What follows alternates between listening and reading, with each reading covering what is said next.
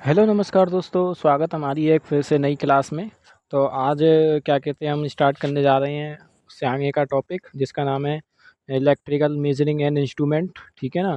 जैसा कि मैंने आपको उस दिन पढ़ाया था कि आपको मैंने उस दिन मापन बताया था कि धारिता क्या होती है और इंडक्टेंस मेजरमेंट, ये सारी जितनी भी बेसिक चीज़ें थी सारी मैंने बता दी। ठीक है ना। जितनी भी सारा बेसिक टॉपिक था सारा कुछ बता दिया।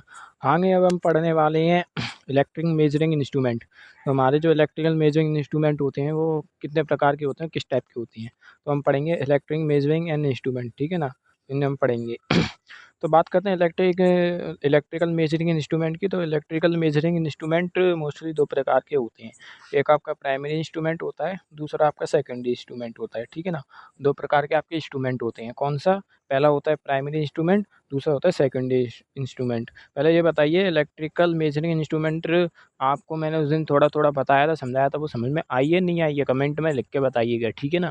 क्योंकि इलेक्ट्रिकल मेजरिंग इंस्ट्रूमेंट का मैंने मतलब बताया, तो इलेक्ट्रिकल मेजरिंग इंस्ट्रूमेंट वो होते हैं जो आपके इलेक्ट्रिकल क्वांटिटी का मेज़र करते हैं, जैसे कि एम्पीयर का, वोल्ट सॉरी क्या कहते हैं, वोल्टेज का।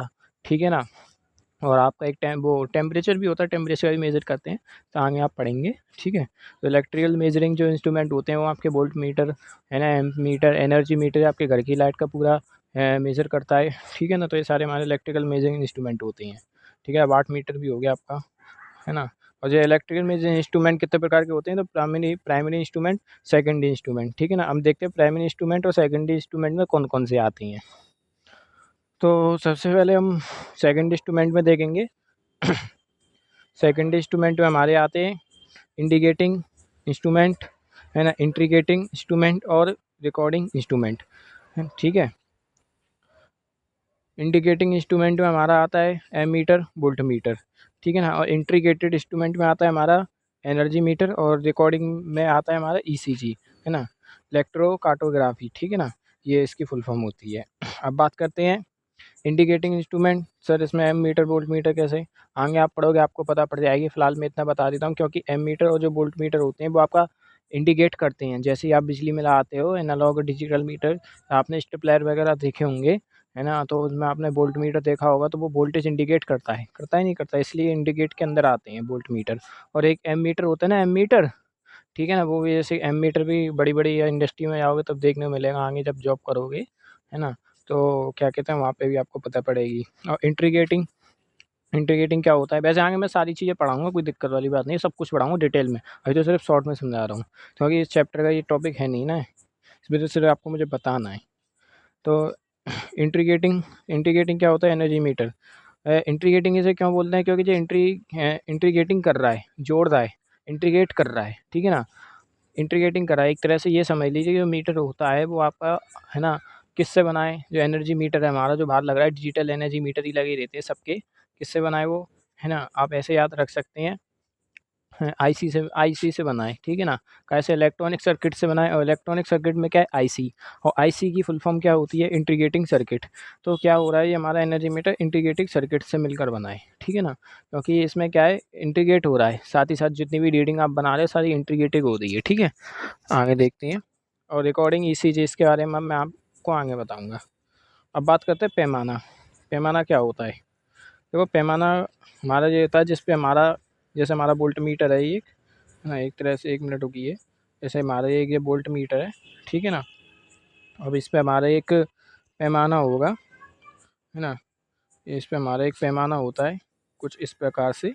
ठीक है ना। इस पे हमारे क्वांटिटी लिखी होती है कुछ इस प्रकार से करके, 0, 1, 2, 3, कुछ इस प्रकार से। तो ये जो हमारा होता है, ये जो हमारा होता है ये पैमाना होता है। क्या होता है? पैमाना। ठीक है ना। और इस पे एक सुई भी लगी रहती है कुछ इस प्रकार से, कुछ इस प्रकार से सुई होती है। ये हमारी स्केल रेंज होती है, मतलब कहाँ तक हमारी स्केल रेंज है। ठीक है। चलो मैं पढ़ के ही बता देता हूँ, ऐसे यार आपको समझ में नहीं आएगा। पीडीएफ में यार समझ में नहीं आता है। तो सूचक उपयंत्रों में वह अंकित युक्ति है जिस पर, है ना, सूचक मान राशि के परिणाम को सूचित करता है और पैमाना कहलाता है।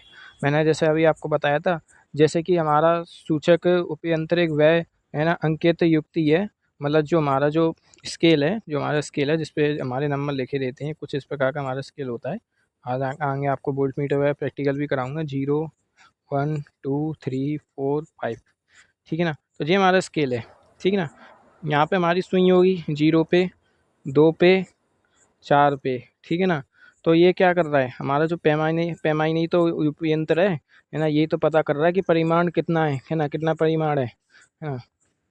तो यही कहने का मतलब है कि सूचक उपयंत्र में वह अंकित युक्ति है जिस पर सूचक यानी मापन राशि को परिणाम को सूचित करता है और पैमाना कहलाता है। ठीक है, ये आपकी समझ में आ गई होगी। नहीं समझ में आई है तो कमेंट तो आई है फिर, क्योंकि आगे आप क्लास ली नहीं है मुझे आपकी। पैमाना परास, स्केल रेंज, किसी माप यंत्र का परास उसके पैमाने पर अंकित अधिकतम पाठ्यांक है, अर्थात पैमाने पर दर्शाता गया है अधिकतम पाठ्यांक उस पैमाने का परासा होता है। मतलब इसका कहने का मतलब ये है, सिंपल मेरी भाषा में समझिए कि आपने जैसे कि ये स्केल बनाया, ठीक है ना, 0, 1 कुछ ऐसे करके आपने स्केल बनाया, इस पर क्वांटिटी लिख रही है 0, 1, 2, 3, 4, 5, 6, 7, 8, ठीक है ना। ये कह रहा है किसी उपयंत्र का परास उसके पैमाने पर अंकित अधिकतम है ना, उसके परास पर पैमाने पर अधिकतम, अधिकतम हमारा 8 हो गया है ना। अधिकतम पाठ्यांक अर्थात है ना पैमाने पर दर्शाया गया है अधिकतम पाठ्यांक उस पैमाने का परासर होता है। तो इसका जो अधिकतम पाठ्यांक है ना, इसका जो अधिकतम पाठ्यांक है यही इसका रेंज होगा। मतलब रेंज का मतलब जैसे मैं आपको सीधे सीधे बताता हूँ, जैसे कि आप वोल्ट मीटर एक लेकर आए जो सिर्फ 10 एम्पियर तक करंट नाप सकता है। क्या नाप सकता है, आप एक वोल्ट मीटर लेके आए है ना, जिस पे लिखा हुआ है 10 एम्पियर, ठीक है ना, वोल्ट मीटर पे लिखा हुआ है 10 एम्पियर। तो वो सिर्फ उसकी जो रेंज है वो 10 एम्पियर तक ही नाप सकता है, उसके आगे नहीं नापेगा। उसके आगे जो नापने हैं वो आगे अलग अलग मेथड है, कैसे मेथड होते हैं, कैसे नापते हैं वो आगे पढ़ाऊँगा। और इसका स्केल रेंज का मतलब सीधा ये समझ लिए कि वो 10 से 10 एम्पियर से ज़्यादा नहीं नाप सकता। सीधी बात है भाई, जितनी उसकी वो होगी उतना ही वो नापेगा, जितनी उसकी है ना रेंज होगी उतना ही वो नापेगा, जितना उसका स्केल जहाँ तक दिया होगा उतना ही वो नापेगा। ठीक है, तो ये समझ गए आप।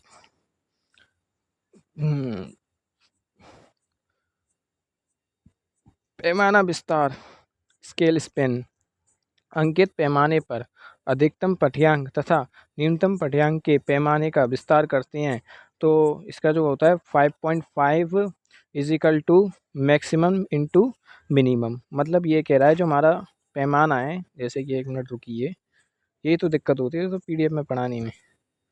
पैमाना है जी, यहाँ से स्टार्ट हुआ यहाँ से ख़त्म हुआ, तो ये हमारा मिनिमम से लेके मैक्सिमम तक की वैल्यू ये होती है हमारी स्केल स्पेन। ठीक है ना, अधिकतम पैमाने पर अधिकतम है ना पाठ्यांक तथा न्यूनतम पाठ्यांक के पैमाना विस्तार यानी कहते हैं 5.5 is equal to maximum into minimum, है ना। ये दोनों होते हैं बराबर 5.5 इज इक्वल टू के बराबर। ठीक है, मतलब दोनों बराबर हैं। अब आगे देखते हैं, ये थोड़ी चीज़ें परिभाषा नहीं समझ में आ रही होगी, मैं समझ सकता हूँ, ये इसकी लैंग्वेज ही ऐसी है ना। कोशिश कर रहा हूँ आसान से आसान समझाने की, पर इसकी लैंग्वेज ही ऐसी है, किताब में भी देखोगे तो वहाँ पे यही मिलेगा। ठीक है ना, मैं कोशिश कर रहा हूँ पूरी आसान समझाने की। चलो कोई ना, आगे और देखते हैं, समझ में आएगी। अभी थोड़ा टाइम लगेगा, अभी आपको ऐसा लगेगा समझ में नहीं आ रही है। इस सब्जेक्ट में थोड़ा ध्यान रखिएगा, है ना। क्लासेस कॉलेज की ज़रूर अटेंड करिए और नोट्स वगैरह अपने सब कुछ बनाते हुए चलें, क्वेश्चन वगैरह लगाते रहे चलें, क्योंकि इसमें बैक बहुत अच्छे से आती है। इस सब्जेक्ट में डरा नहीं रहा हूँ, सीरियसली बता रहा हूँ। तो अब बात करते हैं यथार्थता, एक्यूरेसी। ये वास्तविक मान से मापित मान की है ना समीपता है, अर्थात है ना मापित वास्तविक मान के अंतर से मापा जाता है। ये अंतर जितना कम होगा अर्थात उतनी ही अधिक होगी, यानी उक्त है ना अंतर त्रुटि कहती है। अब मैं इसकी एक एक लाइन से आपको मतलब बताता हूँ। पहले ये समझिए एक्यूरेसी का मतलब क्या होता है। सबसे पहले मैं आपको ये बताता हूँ। देखो, एक्यूरेसी का मतलब ये होता है, जैसे कि मैं आपको बताऊँ, यहाँ कहीं खाली दिख जाए मुझे, तो कहीं खाली तो दिख नहीं रहा है, चलो कोई ना, मैं आपको यहीं बता देता हूँ इधर। देखो, एक्यूरेसी का मतलब क्या होता है। एक्यूरेसी का मतलब होता है, आप बाज़ार गए, बाज़ार से आपने एक एमीटर ख़रीदा, मतलब एम्पियर मीटर ख़रीदा। एमीटर आपने एक 2 एम्पियर मीटर लेके आए।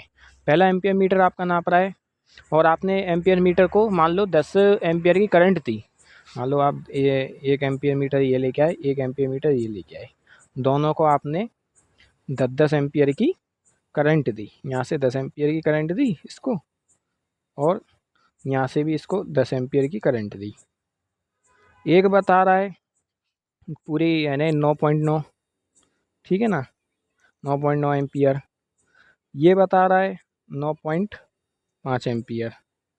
तो इसमें एक्यूरेट कौन है, यथार्थता किसकी ज़्यादा है? भाई जाहिर सी बात है जो ज़्यादा एक्यूरेट बता रहा है 9.9 बता रहा है ये ज़्यादा सही है गलत है ना। तो ये इसकी एक्यूरेसी ज़्यादा है तो इसकी यथार्थता ज़्यादा होगी, इसे कहते हैं एक्यूरेसी, ठीक है ना। जिसका मान लगभग वास्तविक मान के करीब पहुंच जाता है वो हमारा कितनी उसकी एक्यूरेसी कहलाती है। अब देखते हैं परिभाषा, आपको अब समझ में आएगी। जैसे कि लिखा है यह वास्तविक मान से मापित मान की समीपता है, ठीक है ना। अतः यथार्थता मतलब एक्यूरेसी मापित तथा वास्तविक मान के अंतर से है ना मापा जाता है।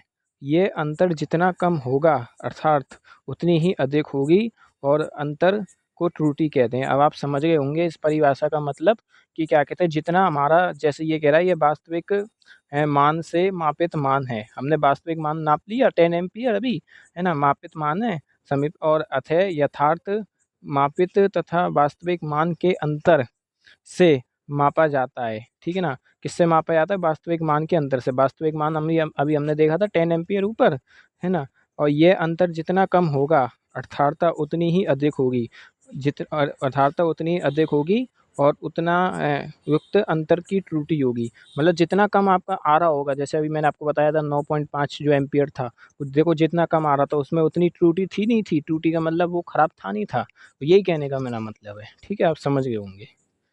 दोस्तों देखो मैं कितनी मेहनत कर रहा हूँ एक एक परिभाषा आपको समझाने के लिए, ठीक है ना।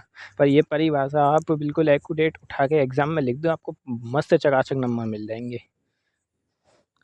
इसको आप को मैं एक एक परिभाषा खुल के पढ़ा रहा हूँ, ये किताब में कोई टीचर पढ़ाएगा नहीं, डायरेक्ट ही पढ़ाता हुआ चला जाएगा। देख लीजिए आप यूट्यूब पे आगे पढ़ोगे ही, मेरी वीडियो 1-2-3 छोड़ के तो भागेंगे ही, है ना, ऐसी तो बात नहीं है ना, आगे आएंगे भी लौट के यहीं। परिसर परिशुद्धता, ठीक है ना, प्रिसिशन, तो थोड़ा स्पेलिंग आप देख लीजिए, ठीक है ना।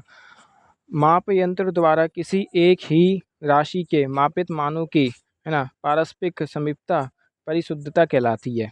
मतलब ये कहने का मतलब है कि माप यंत्र, मतलब माप यंत्र जैसे हमारा एमीटर हो गया, वोल्टमीटर हो गया, उसके द्वारा हमने एक राशि को मापने के मानों की है ना पारस्परिक समीपता को पारशुद्धता कहलाती है। मतलब कि हमने एक मापा, ठीक है ना, ये कह रहा है मापा यंत्र, मैं आपको समझा देता हूँ। वैसे ये उसी की तरह है, एक्यूरेसी की तरह है ना, इसे आप नहीं भी समझोगे कोई दिक्कत नहीं है, पर फिर भी लिखा है तो वही समझाना तो पड़ेगा।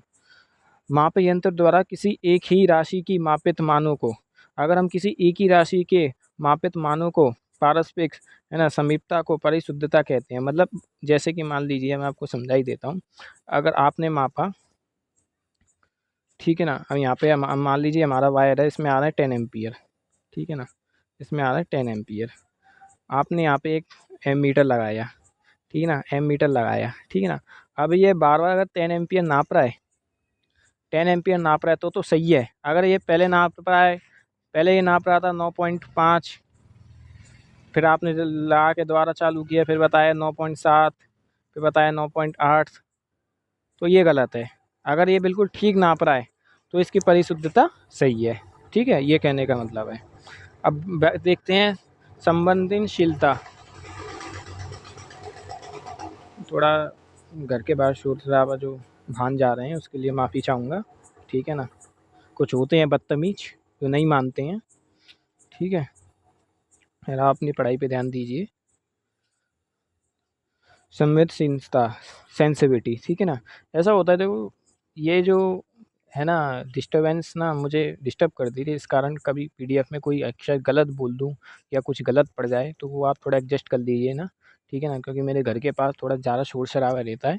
कोशिश कर रहा हूँ जल्दी से जल्दी, आप लोगों का आशीर्वाद, आप लोगों की दुआ से जल्दी ये सारी चीज़ें ख़त्म होंगी, अपना एक अच्छे से होगा। आप लोगों का एक चैनल है, आप लोगों के हाथ में ही है बस। किसी माप यंत्र द्वारा मापी जाने वाली चर राशि में परिवर्तन करने से डायल पर जो ब्लिप प्राप्त होता है वह उस माप यंत्र की संवेदनशीलता कहलाती है। इसके शुभ्रता के नाम से भी जाना जाता है। देखते हैं भाई क्या कह रहे हैं ये हमारी सेंसिटिविटी का फॉर्मूला सबसे पहले देख लिए। Sensitivity is equal to change in output upon change in input. ठीक है ना। इनका कहने का मतलब है हमने कोई मापन यंत्र है, मापन यंत्र क्या है आप समझ गए, वोल्ट मीटर एम्पीटर यही है। मापन यंत्र आए समझ जाओ, वोल्ट मीटर एम्पीटर वाट मीटर है ना। द्वारा मापे जाने वाली चर राशि को में हम परिवर्तन करने से है ना डायलर पर जो विलेप प्राप्त होता है। मान लीजिए हमने हमारे पास माप यंत्र है ना, उसमें हमने विलेप प्राप्त, एक सेकंड, विलेप प्राप्त होता है तो वह उस माप यंत्र की संवेदनशीलता कहलाती है ना। इसको है ना सुप्रभावितता के नाम से भी जाना जाता है। सेंसिटिविटी का मतलब देखो सीधा ये है कि वो कितने अच्छे से सेंस कर रहा है। सीधी भाषा में अब ये समझ लीजिए, इस परिभाषा का मतलब मैं समझाऊँ कि जैसे कि हम एक यहाँ पे एम्प मीटर लगाते हैं, ठीक है ना। एक यार ये भी ढंग से नहीं बनना है। हमने यहाँ पे एक एम्प मीटर लगाया, ठीक है ना। हमने यहाँ पे एक एम्प मीटर लगाया हमने यहाँ पे एक, और इसको हमने पावर सप्लाई दी 10 एम्पियर की, ठीक है ना। और ये हमारा जो है सेंस कर रहा है पूरा, अगर एक्यूरेट सेंस कर रहा है 10 एम्पियर पूरा सेंस कर रहा है तो इसकी जो सेंसिटिविटी है वो बहुत अच्छी है, ठीक है ना। अगर पूरा जी सेंस कर रहा है तो इसकी जो है सेंसिटिविटी बहुत अच्छी है। अगर हम मान लो कि अगर हम यहाँ पे 10 एम्पियर ना करके 9.5 दे दें, 9.5 दे दें या 8 ही दे दें, 8 एम्पियर दे दें, और अगर जैसे हमने यहाँ पे 9.5 किया, यहाँ पे भी 9.5 हो गया, इसने तुरंत सेंस कर लिया, तो ये समझो कि इसकी संवेदनशीलता सेंसिटिविटी बहुत अच्छी है, ठीक है ना। और यहाँ से हमने 8 किया तो इस यहाँ पे 8 हो गया, तो समझो इसकी यानी तुरंत यहाँ पे 8 हो गया तो 8 एम्पियर दिखा दिया, तो समझो इसकी सेंसिटिविटी बहुत अच्छी है। तो इसका मतलब ये बहुत अच्छा एमीटर है, ठीक है ना। ये होता है सेंसिटिविटी का मतलब, संवेदनशीलता का मतलब, ठीक है। इसका फॉर्मूला होता है change into output upon change into input. अब आप ये समझ गए होंगे किसी मापक यंत्र द्वारा मापी जाने वाली चर राशि के परिवर्तन करने से, हमने परिवर्तन किया बाहर से करने से डायलर पर जो है ना ब्लिप प्राप्त होता है। हमारी डायलर स्क्रीन पर जो अभी मैंने आपको दिखाया था वो ब्लिप प्राप्त हो रहा था, उस मापक यंत्र की संवेदनशीलता कहलाती है। वही हमारी संवेदनशीलता थी। बाहर से हमने चेंज किया, मीटर में तुरंत चेंज हुआ, तो और तुरंत चेंज हुआ, बिल्कुल एक्यूरेट चेंज हुआ है, तो उसकी सेंसिटिविटी बहुत अच्छी है। अगर नहीं लग रहा है कुछ गड़बड़ तो सेंसिटिविटी समझो खराब है, ठीक है, त्रुटि है उसमें। अब बात करते हैं त्रुटि क्या होती है ना। त्रुटि का तो मतलब ये आप जानते होंगे, एरर, ठीक है ना। एरर का फॉर्मूला होता है मिसलेरियस इनटू है ना ट्रांसलुएस, ठीक है। एक सेकंड, एक तो ये कोने से दिख नहीं रहा है मुझे क्या लिख रहा है ये, मेरी जो मोबाइल की स्क्रीन है, हाँ सॉरी अब दिख गया। एरर है ना, ये हमारा error is equal to measured value minus true value, ठीक है ना, -1 अपॉन एक्यूरेसी, ठीक है।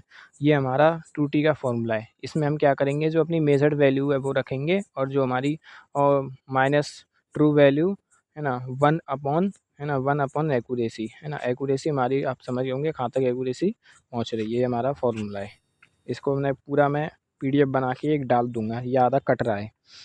मापित मान तथा वास्तविक मान के बीच, हमने जो मापित माना और वास्तविक मान के बीच का अंतर जितना कम होगा उतना ही हमारी एक्यूरेसी उतनी है ना ज़्यादा होगी। मतलब ये कहने का मतलब है, हमारा आ रहा है, हमने मान लो, अब आपके घर का ही उदाहरण ले लेता हूँ, एक बहुत देर से एमीटर का उदाहरण ले रहा हूँ।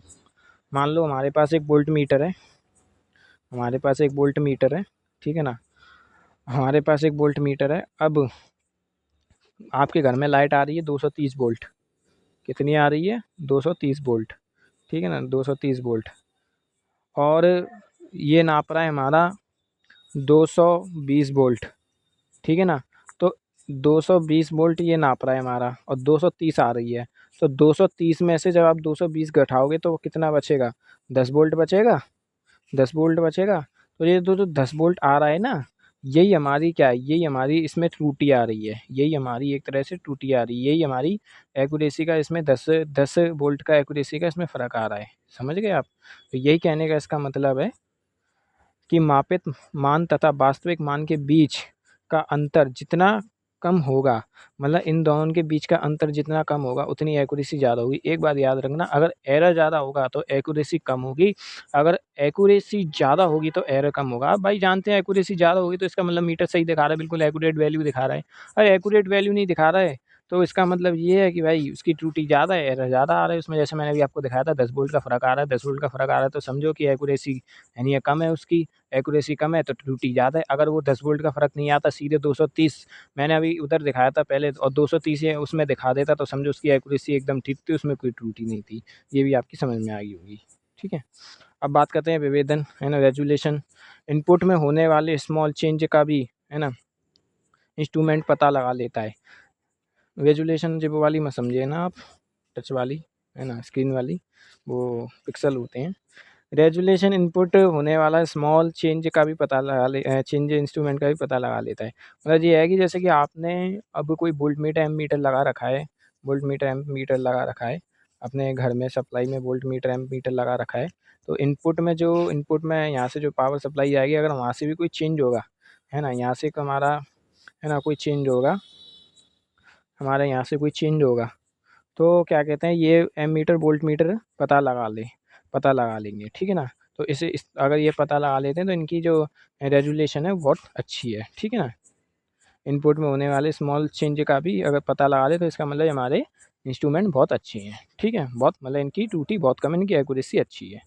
तो ये कहने का मेरा मतलब है। अब आप समझ गए होंगे, वीडियो का एंड हो चुका है, क्लास ख़त्म हो चुकी है। आज की क्लास मेरे हिसाब से आप बताना कैसी रही है, मेरे हिसाब से तो ज़्यादा खास नहीं रही है, ठीक है ना। शोर शराबा सारी चीज़ें फालतू की, है ना, बहुत हुई होंगी, मैं समझ सकता हूँ। बस पढ़ लीजिए आप कैसे भी करके, पढ़ने वाला व्यक्ति तो देखो कहीं से भी पढ़ लेता है ना, बस पढ़ने वाला होना चाहिए, समझने वाला होना चाहिए, ठीक है ना। जब मैं पढ़ा सकता हूँ आपको छत पे टहल कर, है ना, मोबाइल में लीड लगाकर पीडीएफ से, तो आप तो पढ़ ही रहे हो, है ना, बैठकर खाली। तो बस इतना ही कीजिए और मेरे चैनल को सब्सक्राइब कीजिए और दोस्तों को शेयर करिए, ठीक है ना। मिलते हैं नेक्स्ट वीडियो में, तब तक के लिए गुड बाय, जय हिंद।